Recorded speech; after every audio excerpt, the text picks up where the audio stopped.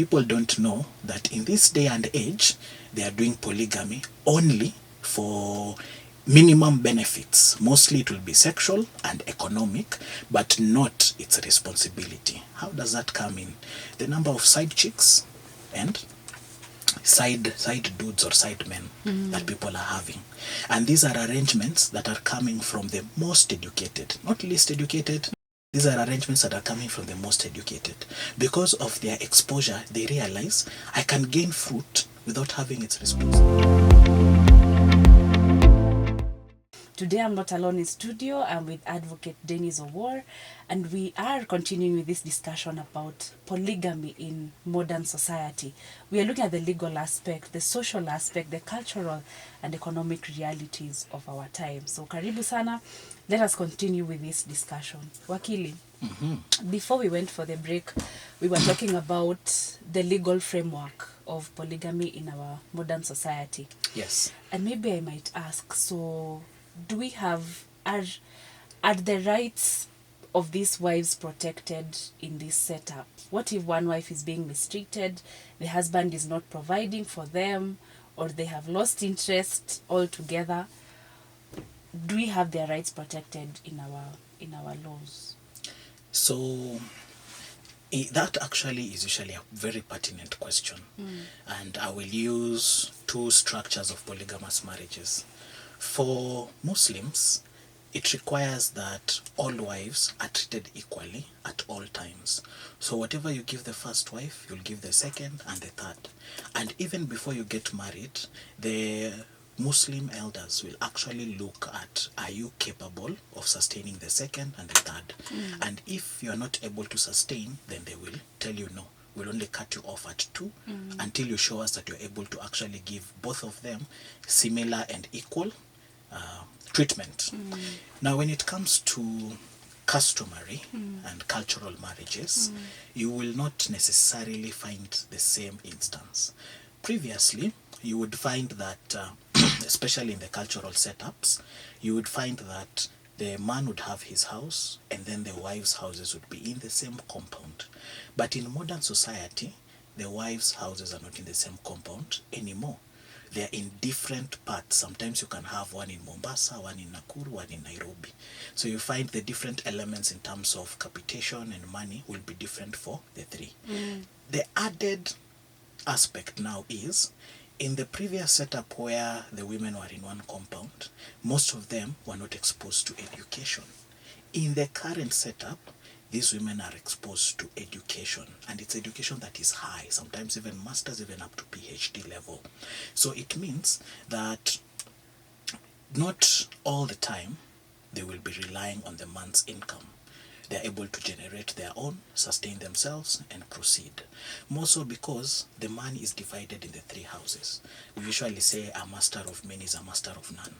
So at some particular point, energy will be depleting, and so will resources.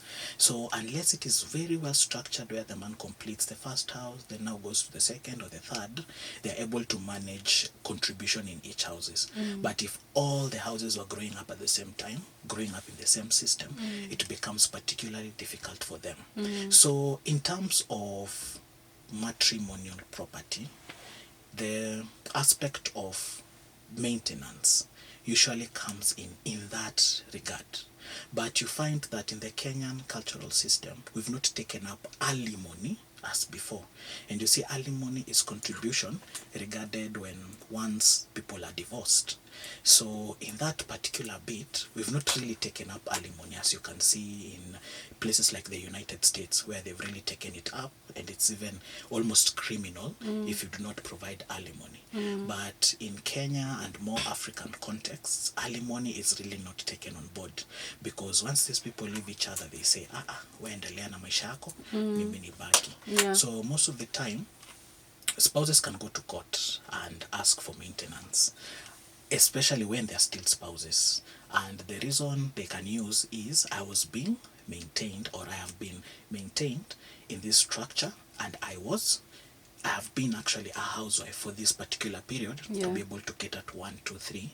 And this man was catering to my needs up until when he stopped all of a sudden. I would wish for, it's usually under reasonableness, the doctrine of reasonableness and the doctrine of legitimate expectation. So I have a legitimate expectation to continue being maintained. The law now is very funny. It looks at it from two angles. One, it regards that all members of the society, especially adults, should be able to generate income so that you are not in heavy reliance of somebody else. So it will also still ask you, are you also doing something towards your own upkeep, or are you waiting for a fellow adult to take care of you? So you find that that journey in court tires you. Yeah. Yes.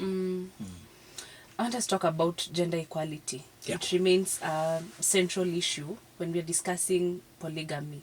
So can polygamous marriages exist in a way that ensures fairness, dignity, and equality for all spouses? In theory, yes. If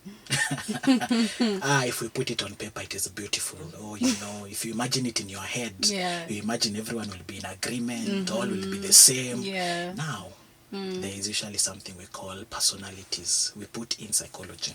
You see, marriages have people with different personalities. So imagine the monogamous marriage itself already has its challenges, because you are two different people who have grown in two different settings coming together. Now, if this man decides, I have 1, 2, 3, he has to bring these different personalities in all these different marriages and meet with these different people.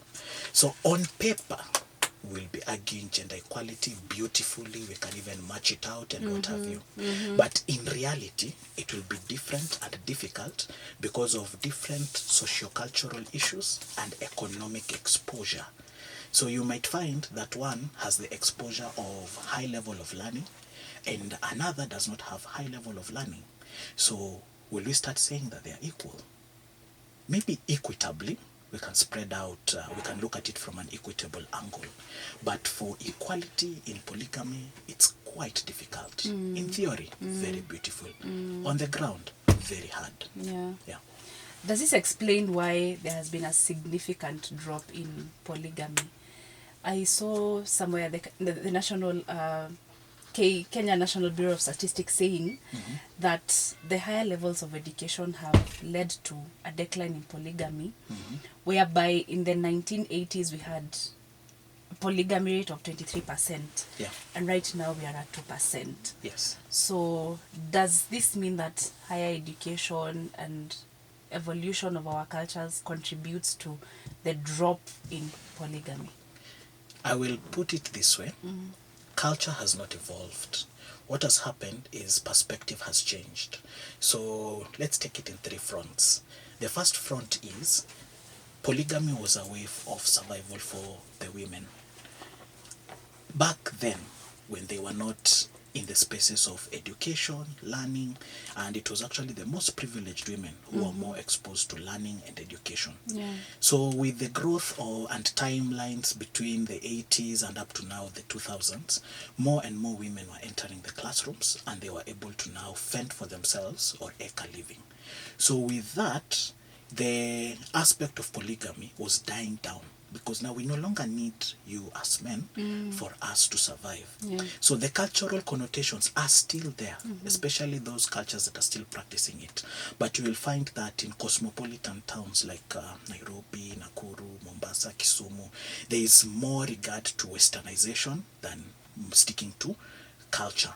So you will find that these people in these areas will not take polygamy in its direct sense as it was in the culture.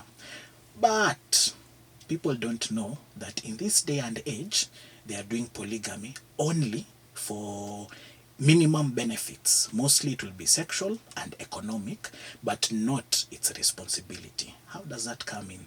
The number of side chicks and side dudes or side men that people are having.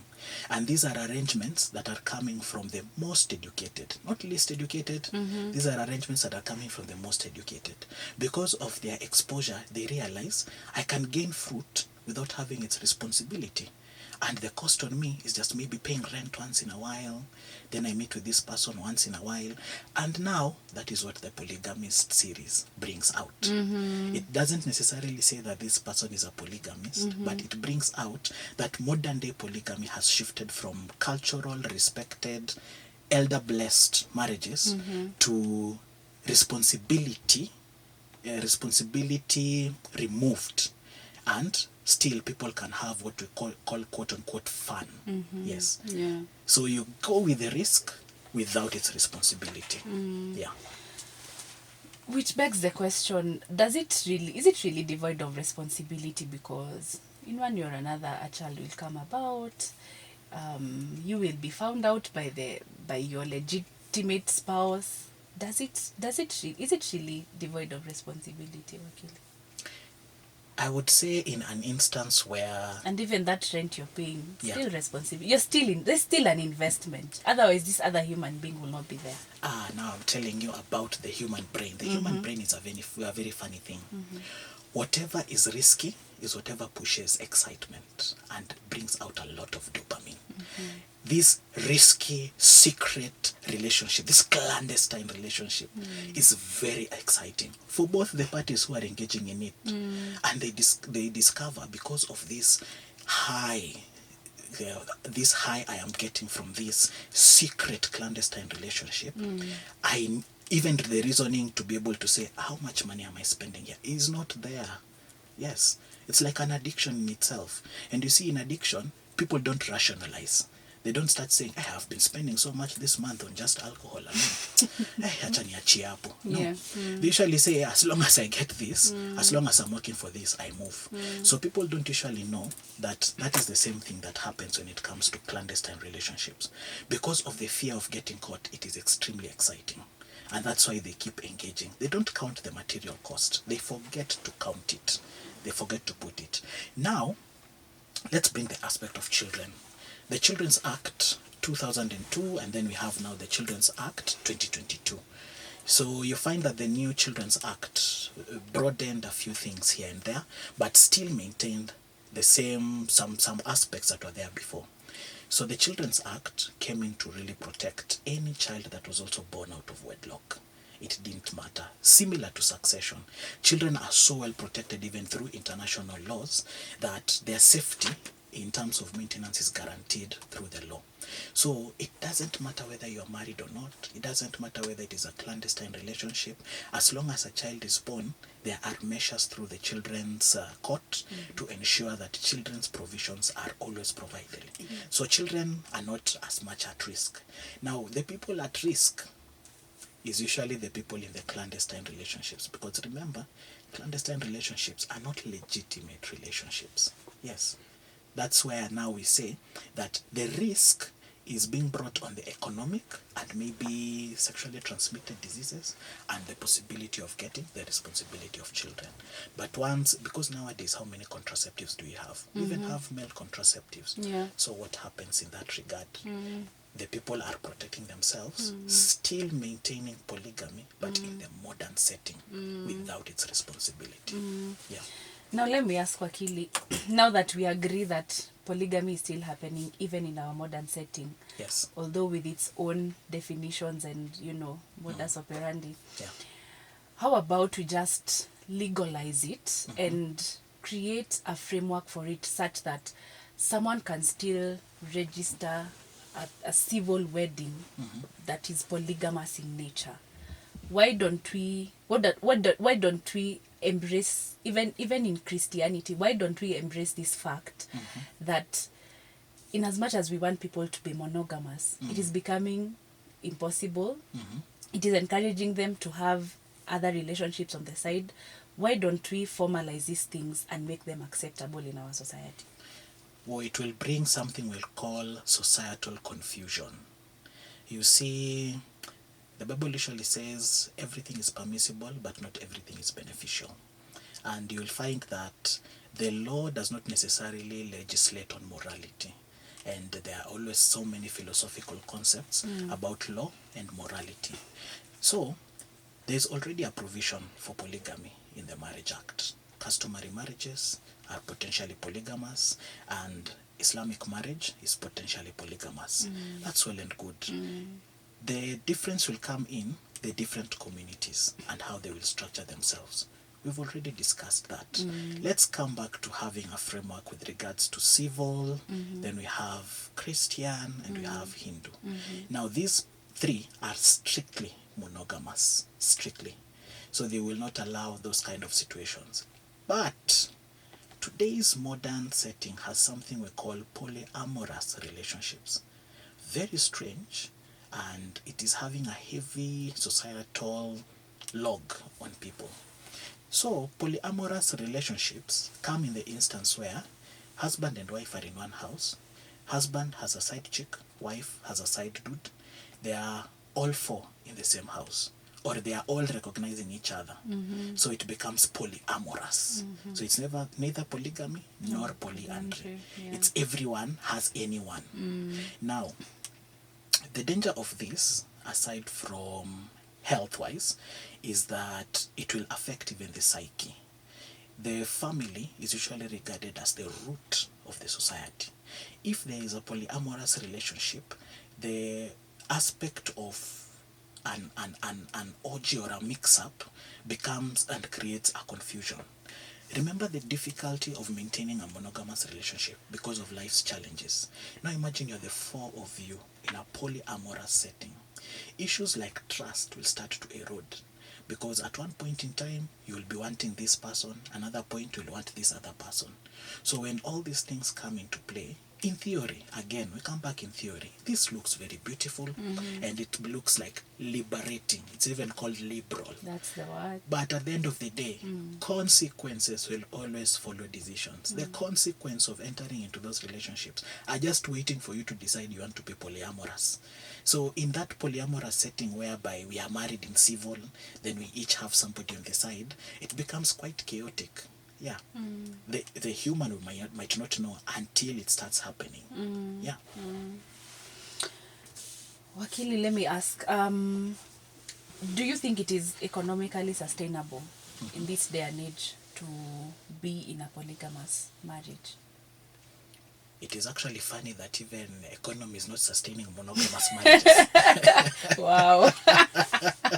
You ask us men nowadays, mbona ujaoa, shida ni zile zile. Infrastructure, government policies, heavy tax returns, and hostile neighbors. Hostile neighbors. And lack of support. Ideally, the economy has played a very huge role in terms of people deciding to whether stay together. Some actually choose to stay together to manage economic pain or economic stress. Others decide that we can no longer sustain each other because maybe one person is carrying too much of the weight than the other. So they decide we shall live apart. So polygamy in today's setting will require you to be in a particular level of privilege. But it depends where you're coming from. Because you'll find middle class and upper class may be able to sustain it because of their money. But you will find the lower class, and more so maybe in the rural areas, will be sustaining it on account of social cultural practices. They won't be sustaining it because of economy. And then you see, because of the rural setting, they're able to take care of each other in a minimal kind of perspective. You have agriculture, you've grown your maize, whatever, you have food that can sustain you, you have your cattle, you have whatever can sustain you. Ancestral land. Yeah, ancestral land. But when you come to Nairobi, where ni shamba la mawe, then you decide you want to be polygamous here. You're not growing anything anywhere. So it will be either your salary or some side business that you're doing. So by the time you're only taking care of yourself, then you imagine you take care of another and then another too. You find that it requires for you to have economic privilege. Yeah. It's not economically sustainable unless you have the privilege. Looking into the future, Wakili, do you think we will still have polygamous marriages in the future? Because now, looking at even our generation right now, I mean, people are not even getting married at all. People are choosing single and happy and, let's co-parent and do all these things. Yeah, true. Do we have a future in terms of polygamy? Do you see a situation in the future where polygamy will still be practiced. At least, let me put a caveat. Okay. The polygamy we know in the traditional, not the setting. misogynist, not the polygamist polygamy, Yeah. Yeah. So, I still believe it will be there because we have something called the more things change, The more they remain the same. So people think that we are now liberal, we are more exposed, but after some point, they will still come back and say, let's go back to this particular setting. And modern day, by the way, there are modern day women who will actually say, I am comfortable in a polygamous setting.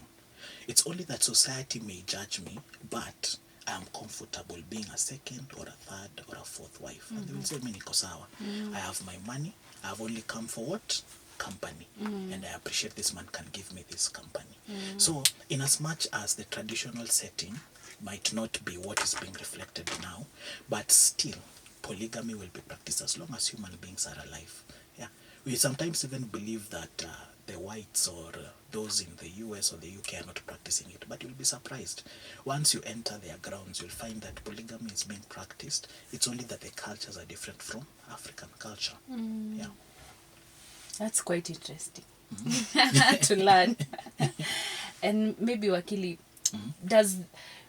is the law doing all that it should to regulate polygamous marriages? Okay. In terms of protecting the rights of those that are involved? Do we have loopholes or gaps that the law needs to come in and fix and work on?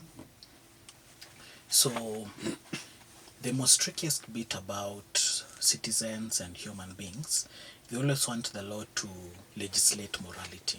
They want the law to come into your house and tell you, now if you eat this is what is going to happen. If you dress like this is what is going to happen, and what have you. And the more liberal the society becomes, the more difficult it is to legislate morality. So the cutting across of human rights ensures that the equality spectrum protects you. So the presence of Chapter 4 in the Constitution ensures that every specific need that regards you as a human is being protected. So in that regard, in so much as you are being a human being, you will be protected under the law. In terms of marriage, you will be protected under the Marriage Act. So the moment people start going to legislate in terms of, let's go into the communities, we start legislating all this and that, you will remove cultural heritage. There's a reason every community practices its particular culture.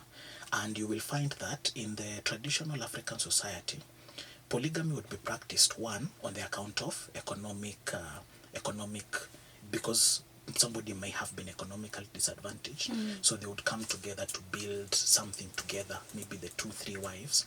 The second reason people would come into that traditional aspect would be, the first wife would say, we need somebody who will be able to take care of us when we are older, and they could bring a second wife. The third even would be, sometimes siblings would come together. They say, this man is taking care of me, let me bring my sister as well, so that she can also be taken care of, and we can be able to generate something. So the different cultural connotations would work differently. And you would find in instances like, for example, even wife inheritance, how it used to happen. It was not necessarily that the woman was being forced, but it was the brother who was wanting to take care of all these children, just to maintain the children within this particular community, and that man who has died, their heritage continues.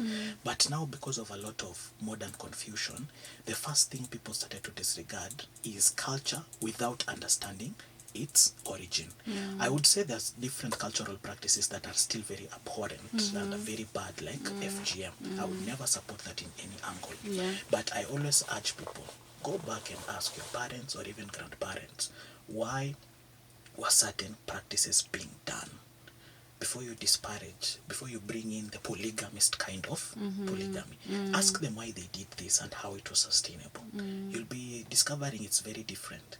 And now if you want to bring legislation on that, you will create a lot of confusion, and you'll actually remove cultural heritage. Because everyone has their own understanding and definition. Exactly. Okay.